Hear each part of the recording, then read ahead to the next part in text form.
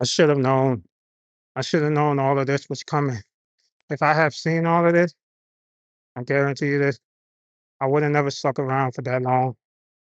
I should have saw all the warning signs that she was throwing it at me, and I wasn't catching it on, and I didn't see it early on.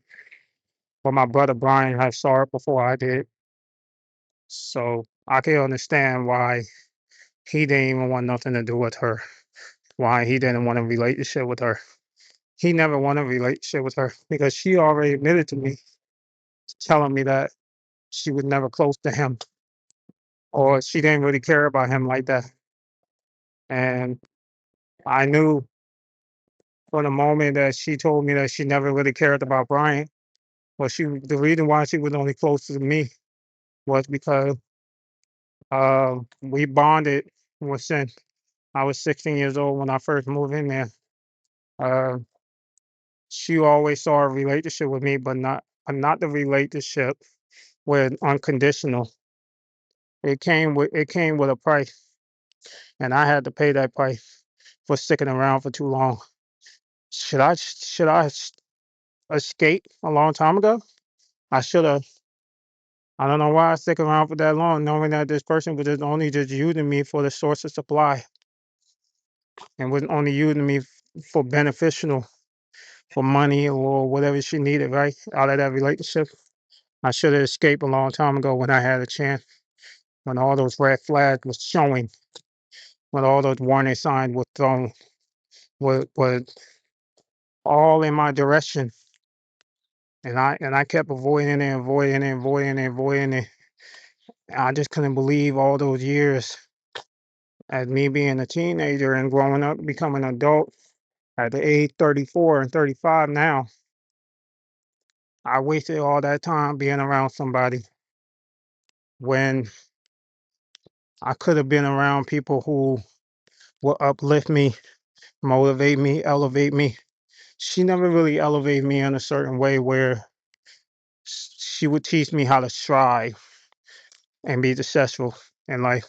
She may have taught me how to survive with a 9 to 5 job, but as far as like progressing, like elevating, like moving up, like making six figures or striving for success, whatever I wanted to do in life.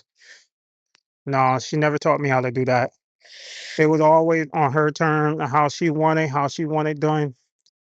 It's never about um, my idea didn't matter to her or sharing my idea didn't matter to her. She would totally dismiss whatever goal and dream that I wanted to accomplish. The same way she dismissed my brother Brian when Brian told her he wanted to be a fitness coach or a content creator or an entrepreneur. She would totally dismiss and regard everything my brother said to her or the goal that he wanted to accomplish. And she just kind of laughed in his face, talking about, oh, there ain't no money. But how would she sit there and tell this man that there ain't no money when you got people on Instagram who making six figures doing fitness coaching and other things they have that they want to achieve, the goals and aspiration in life. So how she gonna sit there and tell somebody what they can and cannot be? That's what I mean. She's not the type to hear you out. She's not a reasonable person. And also, when you go to her about your goal, whatever you want to do in life, she'll totally disregard it like it's nothing.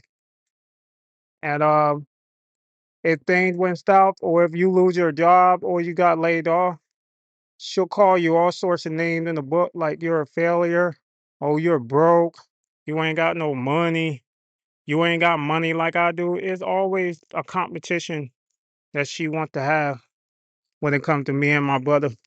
She'd always talk down on us like we were nothing, like we were failures, just like our mother. But I'm totally different than my mother. Uh, I'm way, way different than her. So I don't know why would she compare to me to her daughter, just like the same way she compared Tanya to her daughter, saying that Tanya is way better than her daughter.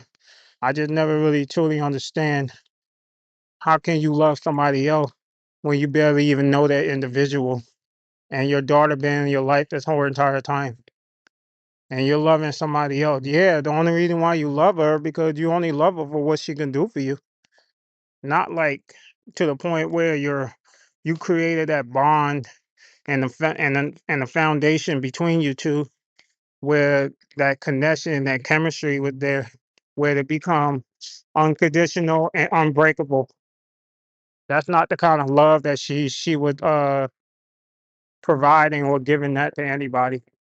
It was just more like, yeah, I love you, but it comes with a price. That's the kind of love that my grandmother was giving me and everybody else around her, including my brother Brian.